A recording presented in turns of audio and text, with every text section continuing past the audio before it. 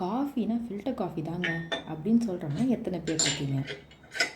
இன்றைக்கி நம்ம filter coffee decoction எப்படி பண்ணுறதுன்னு பார்க்கலாம். மேலே இருக்க கண்டெய்னரில் கொஞ்சமாக 2 to 3 ஸ்பூன்ஸ் மாதிரி ஃப்ரெஷ்ஷான ஃபில்டர் காஃபி பவுடர் போடுங்க. இந்த காஃபி ஃபில்டரோடையே ஒரு ப்ரெஸ் கொடுத்துருப்பாங்க. அதை யூஸ் பண்ணி லைட்டாக டேப் பண்ணி கொடுங்க. ரொம்ப அழுத்தம் கொடுத்துடாதீங்க, லைட்டாக டேப் பண்ணால் போதும். இது மேலே ஒரு 150 ml மாதிரி காய்ச்சின தண்ணி மேலே கொஞ்சமாக ஊற்றுங்க. இதுதான் முக்கியமான ஸ்டெப். இங்கே அந்த தண்ணி ஊற்றிட்டு கலந்து விட்டக்கூடாது, சும்மா மூடி வச்சா போதும். ஒரு 10 to 15 minutes அப்படியே விட்டுருங்க. கீழ் கண்டெய்னரில் பார்த்திங்கன்னா திக்கான ஃப்ரெஷ்ஷான காஃபி ஃபில்டர் டிகாஷன் கிடைக்கும். இந்த அரோமாவே வேறு லெவலில் இருக்குங்க.